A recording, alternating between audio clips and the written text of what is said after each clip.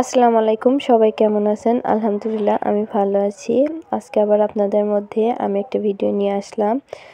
আমি আজকে আমাদের মুরগি আছে অনেকগুলো, মুরগিগুলো প্রতিদিনই ডিম দেয়, এই জন্য আমি ডিম ওঠানোর জন্য চলে আসছি। এখানে মুরগিকে ডিম পাড়ার জন্য গোল একটা খাঁচা দেওয়া হয়েছে। এই খাঁচার ভিতরে 4টা ডিম। দেখেন, আমাদের দেশি মুরগিগুলো প্রতিদিনই 6টা মুরগি আছে, 6টা ডিম দেয়। সকাল থেকে এখন পর্যন্ত 4টা ডিম দিছে। এই ডিমগুলো আমি উঠাবো, কারণ উঠানোর পরে আবার মুরগি আর একটা মুরগি ডিম দিবে। আর এখানে উপরে হচ্ছে আপনার অনেকগুলো মুরগির বাচ্চা আছে। আমি মুরগির বাচ্চাগুলো দেখে তারপরে ঘরের ভিতরে চলে যাচ্ছি। ওখানে আমাদের আরও অনেকগুলো দেশি মুরগির বাচ্চা আছে। ডিমগুলো ঘরে রাখার জন্য চলে আসলাম। এখানে এই যে ডালার ভিতর ডিম রাখলাম, 4টা ডিমের ভিতর 3টা নিয়ে আসলাম। একটা ডিম না দিলে আবার মুরগি ডিম পারে না, এই জন্য 3টা নিয়ে আসলাম আর একটা রেখে আসছি ওখানে। আর এখানে এই যে ঘরের মধ্যে যে মুরগির বাচ্চাগুলো আছে, এই মুরগির বাচ্চাগুলো খাবার দেওয়ার জন্য আমি এদিকে চলে আসছি। আর আমার বোনকে বলতেছি এগুলোকে একটু খাবার দাও, অনেক বেলা হয়ে গেছে এখনও কোনো খাবার দেওয়া হয়নি। এই জন্য এখানে চলে আসছি, ও মুরগির খাবার নিয়ে আসছে দেওয়ার জন্য। এখানে কিন্তু মুরগি খাবার দিচ্ছে, এগুলো কিন্তু আমাদের দেশি মুরগির বাচ্চা। ওই যে ডিম দেখছেন, ওই ডিমগুলো ফুটিয়ে তারপরে আমরা এই বাচ্চাগুলো বের করছি। এই বাচ্চা বড় হয়েছে, এখন এগুলো জব করে খাওয়া যাবে। কিন্তু আমরা মনে করেন এগুলো আবার বিক্রি করে দেব। এর ভিতর থেকে ডিম পাড়ার জন্য কিছু মুরগি রাখবো আর সবগুলো বিক্রি করে দেব। সবগুলো মুরগি পালা তো সম্ভব না, এখানে প্রায় 100 মুরগির মতো আছে।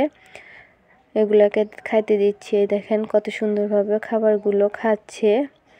আর আমরা সাধারণত দেশি মুরগির ডিম ফুটিয়ে বাচ্চা বের করি, সেই বাচ্চাগুলো বড় করি।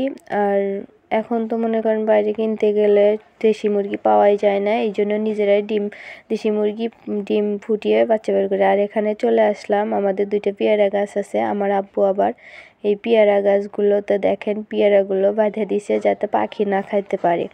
পেয়ারাগুলো পাকছে কিনা আমার বোনকে বললাম, দেখো পেয়ারাগুলো যদি পেকে থাকে তাহলে পারো, আমরা বসে খাই। এই জন্য একটা করে পেয়ারার কাপড়গুলো খুলতেছে আর দেখতেছে পেয়ারাগুলো পাকছে কিনা। পেয়ারাগুলো কিন্তু প্রচণ্ড মিষ্টি, এগুলো আমাদের দেশি পেয়ারার গাছ। এই যে পেয়ারার কাপড়গুলো বাঁধা দেওয়া হয়েছিল যাতে এগুলো বড় হয় আর পাখি না খেতে পারে। আর যদি বেঁধে না দেওয়া যায় তাহলে পাখি সব পেয়ারা খেয়ে ফেলে, আমরা আর পেয়ারাগুলো খেতে পারি না। তাই এগুলো পেয়ারা অনেক বড় হবে, এখনও বড় হয়নি, এই জন্য তারপরের গাছটাতে দেখছি ওই গাছে পেয়ারাগুলো খাওয়া যাবে না, এখনও ছোট আছে। এই জন্য এই পেয়ারা গাছে আসলাম, দেখি এগুলো পাকছে কিনা। তা দেখি এগুলোও খাওয়ার উপযোগী হয়নি, এই জন্য বলতেছি আচ্ছা থাক, আর পেয়ারা পারতে হবে না, এগুলো আর একটু বড় হোক, এখন বেশি ভালো লাগবে না, আর একটু বড় হলে খাইতে আরও মিষ্টি হবে আর মজা লাগবে। এই জন্য আমার বোনকে বললাম যে কষ্ট করে আর দেখতে হবে না পেয়ারাগুলো। তাও ও দেখছে যে দেখি একটা পেয়ারা যদি পাওয়া যায়। আর এই দেখেন আমাদের মুরগি ঘরটা কিন্তু 3 তলা, এটা 3 তলাতে মুরগি রাখি আমরা। এই দেখেন নিচে বড় মুরগি রাখি, মাঝখানে ছোট মুরগি রাখি, উপরে মাঝারি সাইজের মুরগি রাখি।